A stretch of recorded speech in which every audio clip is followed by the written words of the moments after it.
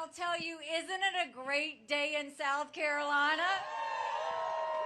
I want to thank my good friend Nathan Valentine. I want to thank Ralph Norman for being here. You know, you look at what's happening in the country. This really is an important time. It's almost a year since I announced. There were 14 people in the race. We got rid of a dozen of the fellas. I just got one more fella I got to catch up to. And they didn't give us a chance, and we started in Iowa. We had 2%. We finished with 20%.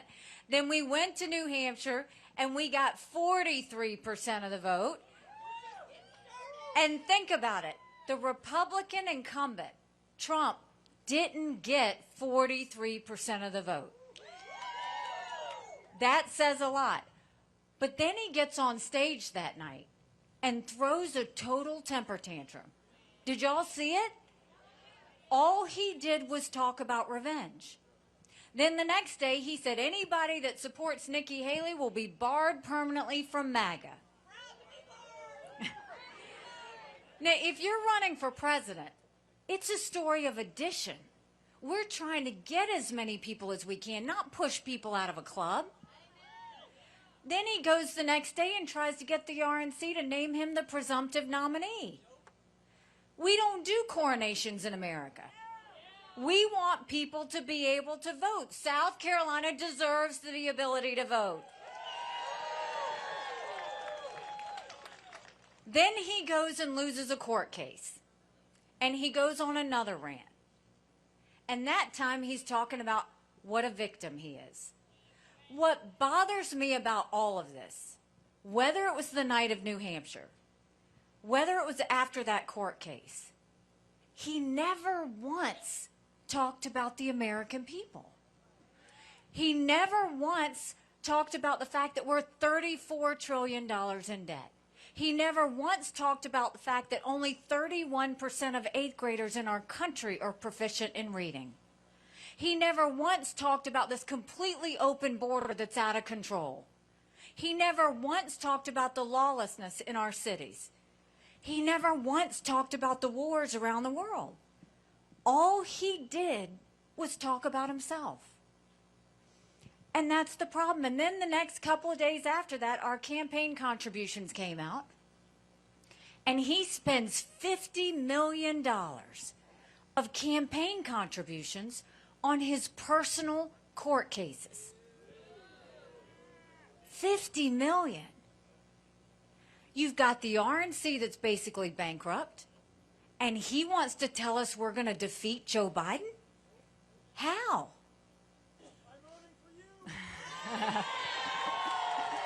Bless you. So you look at all of that, and none of it makes sense what's happening. And then a couple of days ago, Republicans had major losses.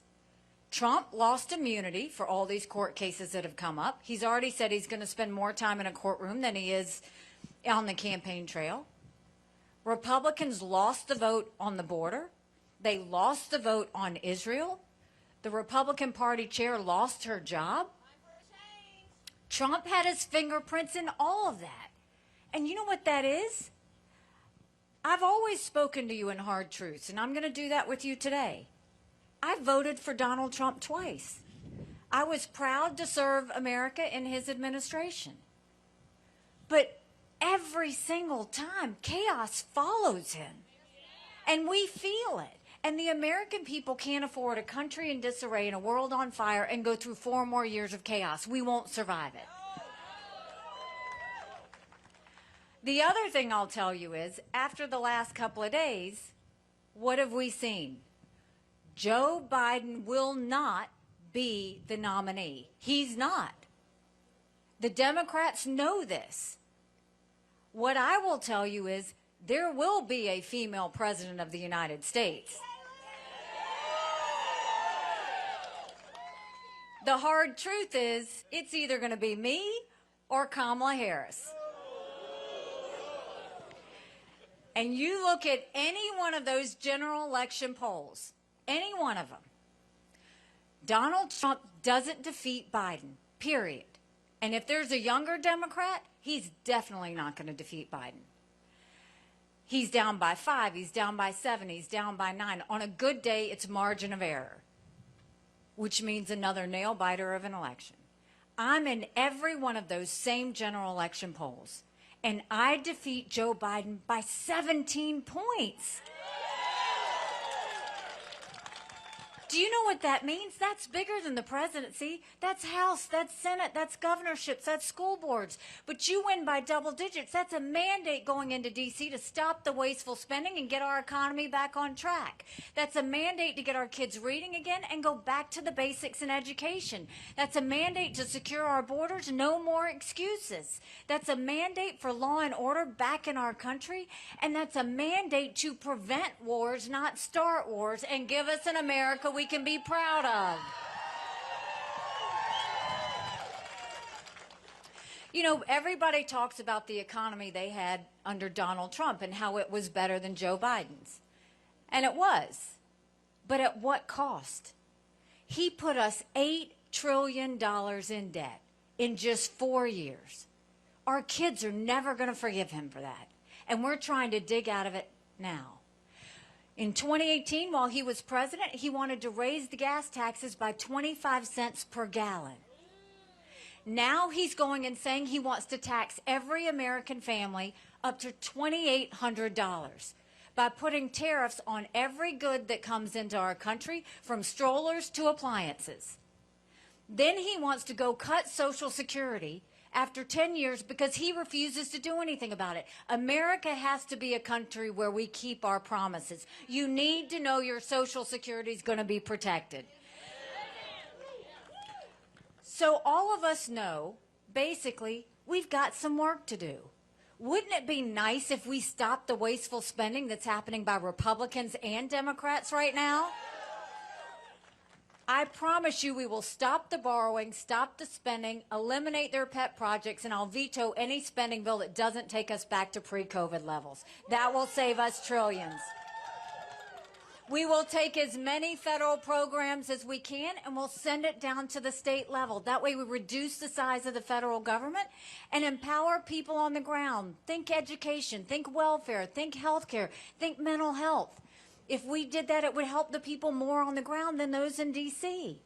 Then we want to go and cut taxes on the middle class. Make sure we eliminate the federal gas and diesel tax in this country and make small business tax cuts permanent, period.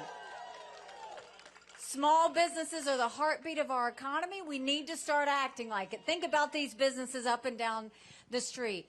Then let's look at the border. The border, what's happening is horrific. 8.5 million illegal immigrants have come to the border. We had more fentanyl come to the border last year that would kill every single American. Number one cause of death for adults 18 to 45, fentanyl. And don't think for a second China doesn't know what they're doing when they send it over.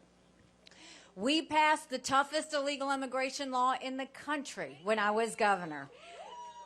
President Obama sued us over it, and we won. We will take what we did in South Carolina, and we'll go national with it. We will do a national E-Verify program and require every business to prove that the people they hire are in this country legally.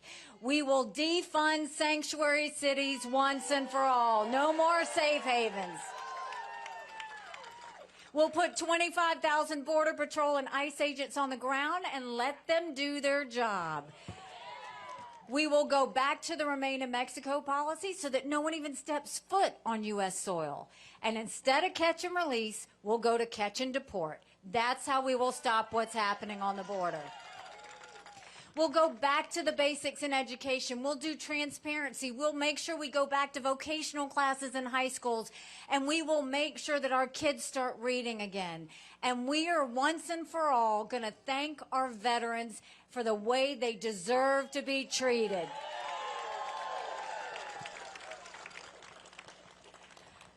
You know, 7 months ago, I dropped my husband Michael off at 4 a.m.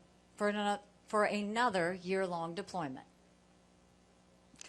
And I watched him and 230 soldiers pick up their 2 duffel bags of belongings to go to a country they'd never been, all in the name of protecting America.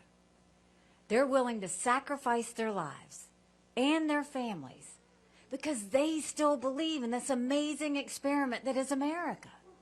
So if they're willing to sacrifice for us there, shouldn't we be willing to fight for America here? Because we have a country to save. But in order to do that, it's going to take a lot of courage. Courage from everybody here. Courage for me to run. And courage for every one of you to know, don't complain about what happens in a general election if you don't play in this primary. It matters. As you leave here, it's not just about you voting. It's about your neighbors voting. It's about your family voting. It's about your friends voting. There are a lot of people who just vote in general elections. In a general election, you're given a choice. In a primary, you make your choice. We need to make our choice. We need to make our voices heard. You go and you look now, Joe Biden had 2 days ago, the special counsel said that his memory was diminished, that his capacity is diminished. And he goes up and he does a press conference and he's angry and once again talking about himself. It wasn't that long ago, maybe a week ago, 2 weeks ago, that Donald Trump was going off for a good while, mentioning my name over and over and over again, saying, I don't know why Nikki Haley didn't have security go to the Capitol on January 6th. I've never had a job in D.C. I've never been in charge of security at the Capitol. Now we know he was confused between me and Nancy Pelosi. But think about it. When you go to vote in the primary, this is serious business. You go to vote in the primary, and everybody you know that goes to vote, they've got a choice to make. 70% of Americans have said they don't want a Trump-Biden rematch.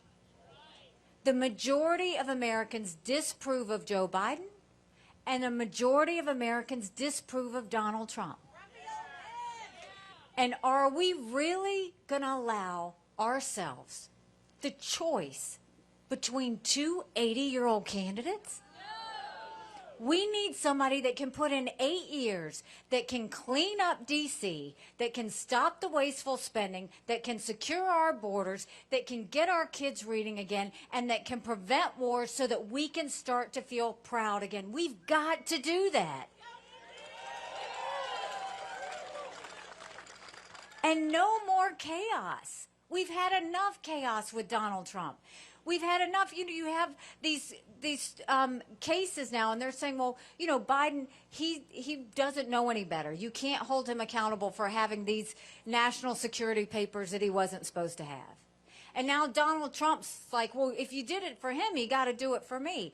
Bottom line, what bothers me about that? Both those men knew better.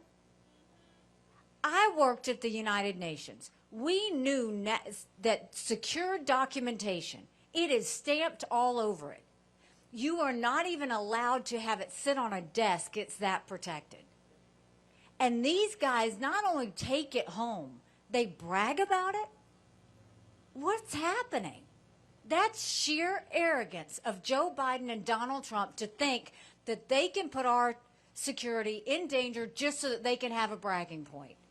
That's where we've been. I think we've done enough with the fellas. I appreciate all you fellas that showed up today. But don't you think it's finally time we had a woman in the White House?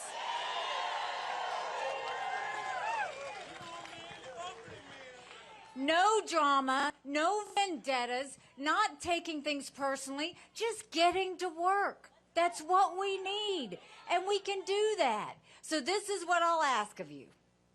I need you to leave here with the yard sign. Tell everybody you know that we get to start voting early on Monday. Take them to the polls. The way we win is if there's more of our people that show up than his people. We know how to do this. We've done it before. If you go tell 10 people, Tell them to go to NikkiHaley.com. Tell them to volunteer. Tell them to get a yard sign. Tell them to go vote early. All the precincts and locations are on there. But just imagine if we lived in a country where you no longer worked for government, but government served you. Just imagine if we lived in a country of law and order again, where we felt safe. Just imagine if we lived in a country where there wasn't so much anger and division. Just imagine if we lived in a country that stopped looking at each other as a label, whether it's a party label or a gender label or a race label or anything label, and we just saw each other as Americans. Just imagine what that would mean for our kids. Because look at our kids right now. They don't know how they're going to pay that debt. They don't know where they're going to get a job. They don't know how they're going to buy a home. It's them we need to be thinking about. You know, when I announced, someone asked me why I was doing this. And I said, my parents came here 50 years ago to an America that was strong and proud and full of opportunities. I want them to know that country again. I'm doing this for my husband, Michael, and his military brothers and sisters. They need to know their sacrifice matters. They need to know that we love our country. I'm doing this for my daughter, who's here today somewhere, Rena, and her husband. They just got married, and I saw how hard it was for them to buy a home. The average home buyer in America now is 49 years old. The American dream is leaving them. And I'm doing this for my son, who's also here today. There he is.